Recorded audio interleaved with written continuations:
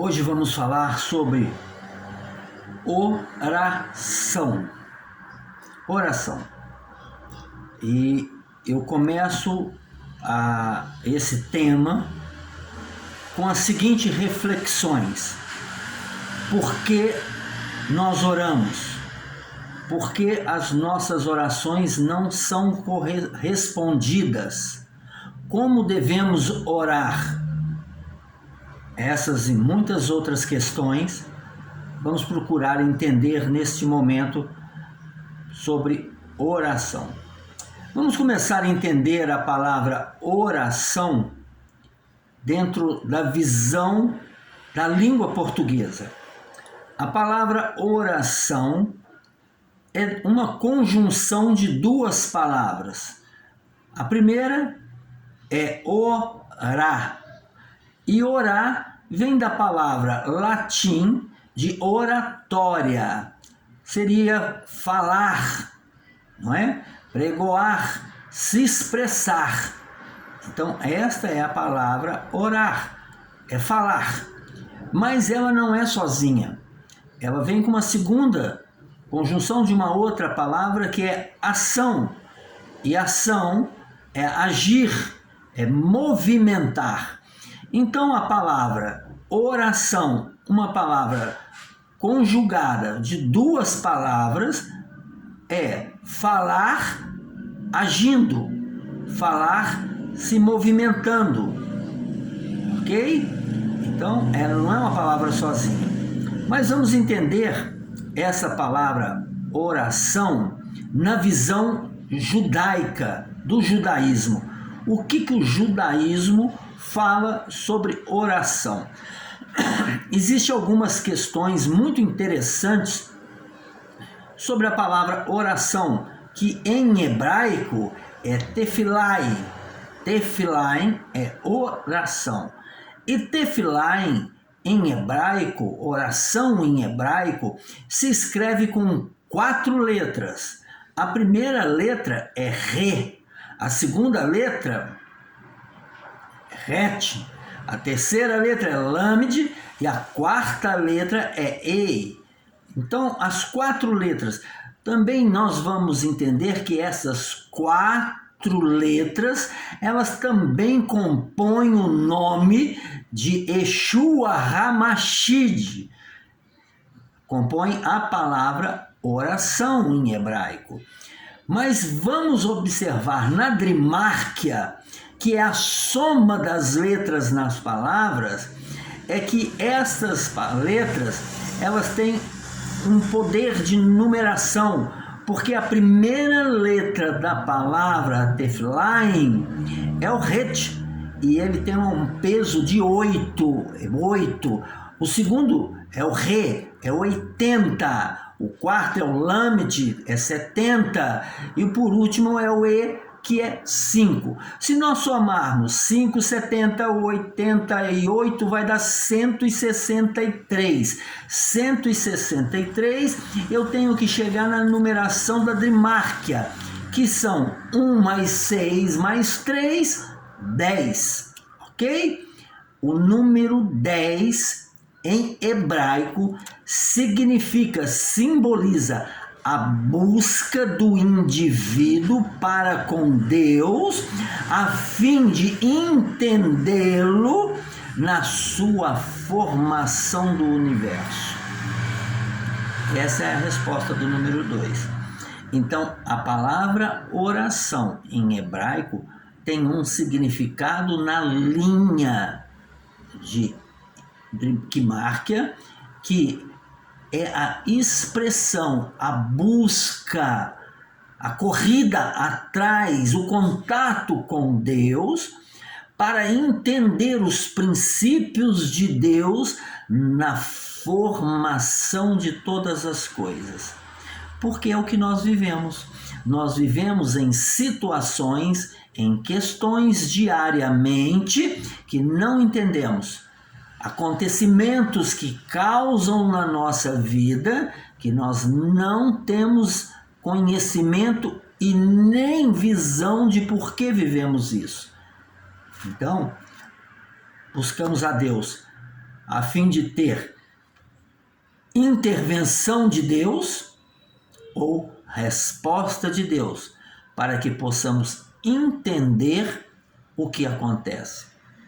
Mas preste bem atenção, não para por aí, porque a primeira letra da palavra oração em hebraico é het, é o número 8, e está lá em Provérbios capítulo 24, 7 vezes cairá o justo, e eu o levantarei. Por quê? Porque a primeira letra do alfabeto da palavra oração, ela leva o significado duplo, não só de uma porta que se abre. Na soma das 4 letras, 4, porta, não é apenas a porta que se abre, mas é a conjunção de quem está atrás da porta que entra com intervenção através daquilo que entra em solicitação. Mas quando esta oração chega aos tronos de Deus, quando nós cumprimos, quando nós oramos cumprindo os requisitos, os princípios básicos da palavra, porque não é apenas falar, mas é agir. Não adianta eu pedir a Deus um trabalho e dormir. Eu preciso agir. Não adianta eu pedir a Deus uma bênção e ficar esperando cair do céu. Preste bem atenção que na intenção pura da palavra no judaísmo, ela vem de princípios, raízes. E a raiz da palavra tefilaim em hebraico é aquilo que eu quero para mim também serve para outros. A certeza daquilo que é bom para mim, então é bom para outros. Porque existe o texto bíblico que diz com bem clareza a respeito do nosso próximo. Ama o teu próximo como a ti mesmo. Preste bem atenção, guarde esse texto, porque eu vou partir para outro princípio. Ainda que eu falasse a língua dos anjos, ainda que eu tivesse todos os dons, se eu não tiver amor, de nada vale. Então eu tenho que, não é saber me expressar, não é saber ou ter qualificações, é eu amar o próximo. Quando eu amo o próximo, e isso é um exercício, uma prática, uma ação da minha parte, tudo que eu peço, que eu desejo, que é bom, eu tenho que compartilhar com quem eu amo. Eu estarei cumprindo uma exigência que está na Bíblia para a nossa vida, que é amar o próximo. Porque quantas vezes eu vou em busca daquilo que é bom para mim, mas não levo ninguém comigo e também não ensino o caminho. Isso chama egoísmo. E isso, Deus não pratica isso. Deus não lida com isso. Então as nossas orações têm que ser seguidas de prática. Prática em evolução, prática em compartilhamento. Se é o que eu estou pedindo é bom para mim, então também deve ser bom para ciclano, fulano e beltrano.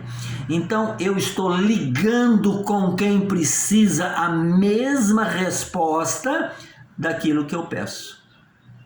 E tudo que eu ligar será ligado. Nós temos a prática de orarmos e pedirmos oração para outras pessoas. Ora por mim porque eu estou passando por isso. Ora por mim porque eu estou passando por aquilo. Isso é apenas oratória. É apenas oratória. Várias pessoas orando a mesma coisa, mas ninguém praticando.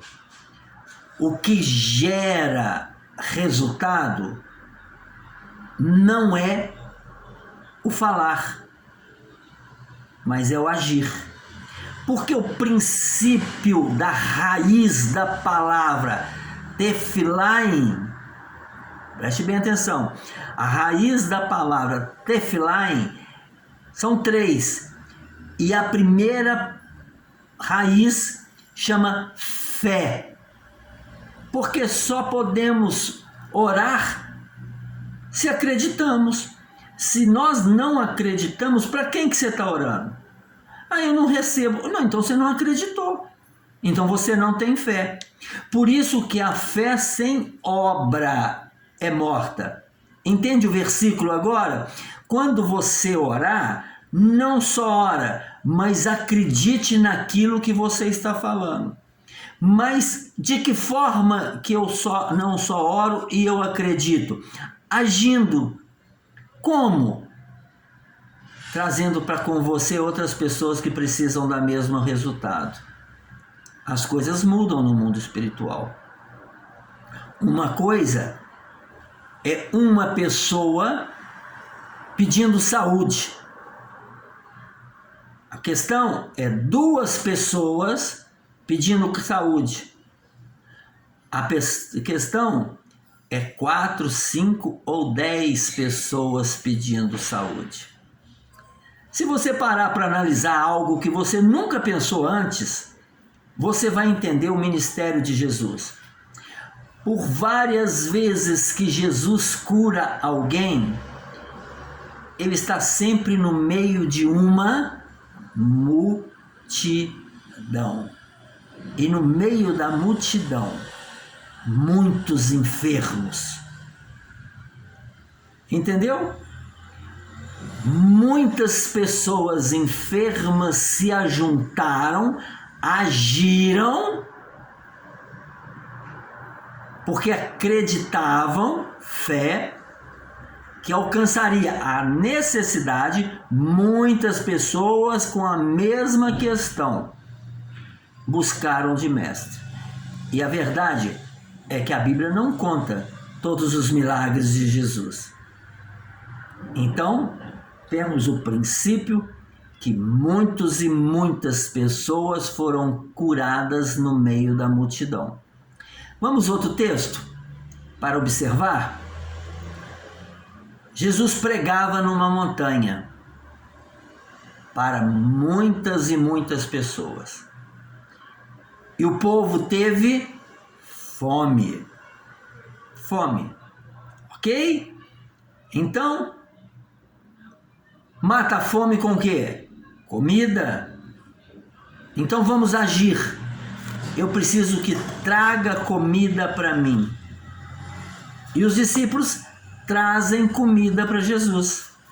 Pães e peixe. Mata a fome da multidão? Não.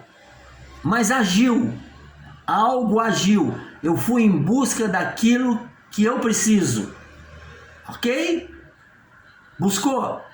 A multidão tinha fome. Muitas pessoas com a mesma necessidade. Agora, após a ação de buscar o alimento, ele ora. E o milagre acontece, se multiplica. O milagre sempre vem, nunca no individual. Precisamos ligar. Precisamos acreditar para que isso chegue em retorno na nossa vida. Os princípios de porta aberta, de transição de bênção e de contato através da fala, da oratória para com Deus, na finalidade não individual, mas de várias pessoas. Quantas?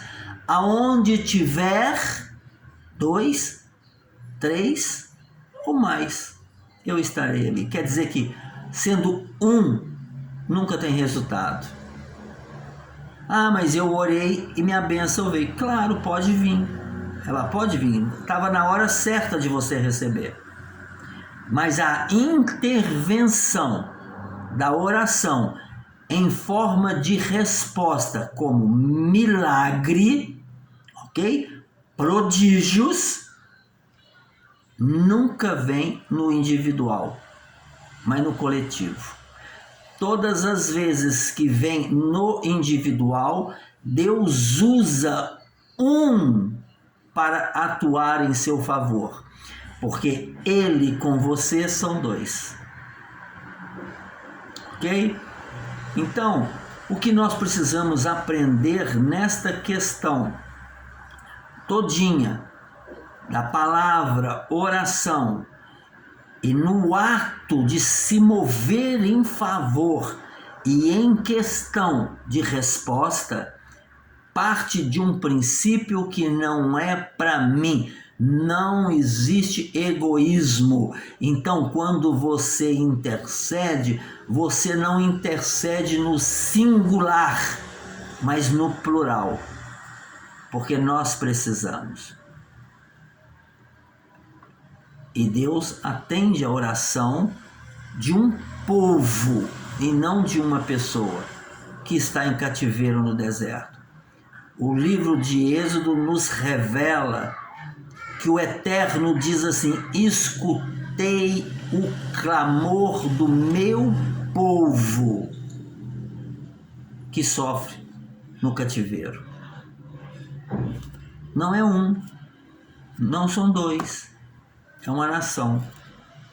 E o próprio Deus se manifesta e traz a libertação.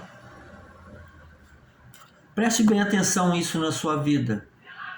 Preste bem atenção. Porque antes de Deus responder o seu pedido, a sua necessidade, Ele quer que você cumpra o pedido dele. E nós precisamos entender isso. Isso faz parte dos 4 princípios estabelecidos por Deus em nossas vidas. Nos 4 níveis de vidas, precisamos cumprir princípios em todos os 4, para que nós venhamos ter causa ganha. E quando eu falo disso, eu deixo bem claro que quando nós tratamos dos 4 princípios e quando nós abrimos as portas de um dos 4, ou de todos os 4, nós encontramos mais 4 portas, 2 para cima e 2 para baixo, que significam 2 portas para cima, intervenção divina, 2 portas para baixo, execução de material. Então, nós entendemos que nós, seres humanos, temos 50% físico e 50% espiritual. Mas a Bíblia diz assim: buscai primeiro as coisas espirituais. Então, toda vez que você estiver dentro de um dos 4 patamares de vida, e quando você entrar nesta porta, não abra as portas do mundo físico primeiro, abra as portas do mundo espiritual. O que significa? Abrindo as portas do mundo espiritual para a realização do propósito do mundo físico. Consegue entender ou ficou difícil? Você precisa buscar do Eterno condições estabelecidas nesta terra, que não sejam individuais, mas que sejam coletivas. Preste muita atenção que nós vivemos diversas situações nas nossas vidas, não com intenção de nos matar, mas com intenção que nós venhamos ser preparados para ajudar outras pessoas que virão passar por essa situação. Então, isso não é algo que vem do mal. Observamos que os discípulos perguntam para Jesus sobre aquele cego: quem pecou, ele ou os pais? E Jesus diz assim: nenhum, é para a minha glória. Por quê? Porque quando Jesus o cura, a primeira coisa que ele faz é pedir para Jesus deixar ele ser um dos discípulos. E Jesus diz não. Diz para ele assim: vá e conte para todos o que aconteceu. Era através desse milagre que seria expandido o nome e a glória de Deus. Muitas vezes passamos por situações que precisamos de resposta, mas nós não estamos sozinhos nessas situações. Tem muitas pessoas passando as mesmas situações. E fica tão fácil identificar essas pessoas quando vivemos a mesma questão. O que precisamos é nos alinhar com elas. E que essa busca, através de uma resposta de Deus, não seja unicamente para mim, mas que venha alcançar outras pessoas que vivem a mesma situação. Porque fazendo isso, eu estarei de duas formas cumprindo a vontade de Deus, na qual ele diz: ame o teu próximo como a ti mesmo. E isso é mandamento. E a segunda é a ordenança de Jesus: ide e pregai o evangelho. A única coisa que Jesus ordenou.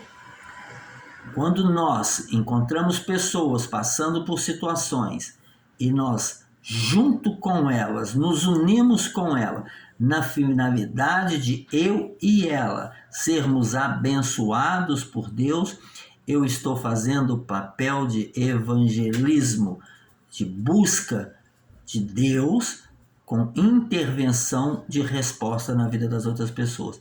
Eu estou falando de pessoas crentes, eu estou falando de pessoas não crentes, eu estou falando de pessoas que seguem outra religião. Eu estou falando de pessoas que já estão cansadas e oprimidas e não conseguem ter resposta.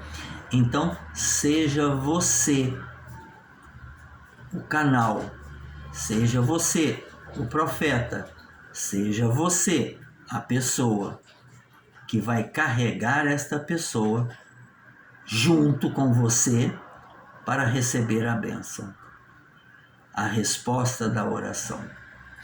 Mas, concluindo este assunto sobre oração, existem várias questões, biblicamente falando, que as nossas petições são impedidas de chegar ao reino dos céus.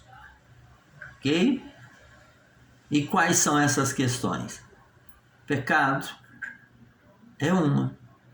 E nessa uma chamada pecado, porque Deus ama o pecador, mas odeia o pecado. E as nossas orações são impedidas. Por isso devemos começar orando no princípio de conseguir reconhecimento do Calvário, do sangue derramado pelo meu pecado. Porque a partir da hora que eu confesso o meu pecado e eu declaro o sangue de Jesus sobre a minha vida, eu me torno limpo novamente. Então eu tenho livre acesso ao Pai. Quero falar desta questão no matrimônio. Por quê? Porque o texto é muito claro, principalmente na língua hebraica. Porque deixarás o homem pai e mãe e unir-se-á a sua mulher e serão uma só carne. Preste bem atenção. o texto deixa bem claro que o mundo físico não representa por duas pessoas, mas por uma pessoa no mundo espiritual. Ok? Então, em qualquer dos 4 níveis de vida, aonde eu estiver vivendo, eu não estou sozinho. Eu estou com a pessoa na qual eu me declarei casado. Então não adianta eu chegar e eu fazer as minhas petições sozinho, porque não sou sozinho, eu sou uma só carne. Parte do princípio de ligamento com aquela pessoa sobre a questão que não sou eu quem estou vivendo, mas somos nós que estamos vivendo. Mesmo que esta questão venha a ser um atrito entre eu e meu cônjuge. Então eu tenho que convidá-la para orar comigo sobre a situação que eu estou vivendo dentro do casamento. E nas outras questões, eu preciso sempre estar com a minha outra parte para essa finalidade. Sempre. Porque eu não posso falar meias palavras, eu tenho que falar palavras inteiras. E elas só podem ser expressas não só no vocabulário, mas também no sentimento. E sentimento vem da parte feminina, não na parte masculina. Então, aquilo que deu para o homem é diferente daquilo que deu para a mulher. Mas perante um clamor, perante uma oratória, eu preciso não só, preste bem atenção, falar, mas sentir. Ok? Ou sentir. Nós observamos isso dentro da Bíblia. Com pessoas que pediam para Deus. Por anos. Mas a Bíblia relata um dia no meio de muitos anos. Foi quando essa pessoa não só fez a sua oratória sozinha, mas ela chora. E choro vem de sentimento. Ela expressou o seu sentimento através do choro. E sentimento é alma. Ok? Então preste bem atenção. É algo físico que ela chora. Ela agiu de forma daquilo que ela se expressou. E Deus vem com resposta. Nós precisamos agir constantemente. Não no individualismo, mas precisamos agir de forma correta da expressão oração. Preste outra coisa muito interessante. Todas as vezes, para que a manifestação da vontade de Deus em nossas vidas aconteça, sempre tem que estar presente o Pai que ordena aquilo que o Filho pediu, para que o Espírito haja, faça acontecer.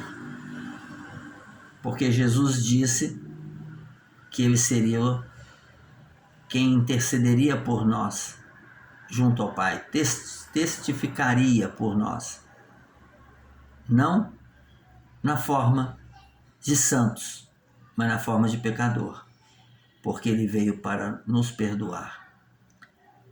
Quando nós somos casados, eu na forma de marido, ela na forma de esposa, e a terceira pessoa da Trindade na forma de Espírito que habita dentro de nós. Acontece. As coisas acontecem. Precisamos entender isso. Também precisamos entender qual é a boa, agradável e perfeita vontade de Deus para as nossas vidas. Hoje, uma pessoa me perguntou: me dá as dicas do judaísmo para que eu possa encontrar a minha alma gêmea.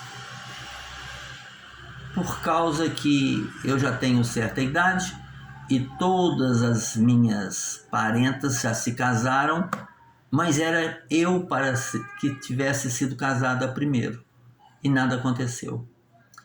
Por quê?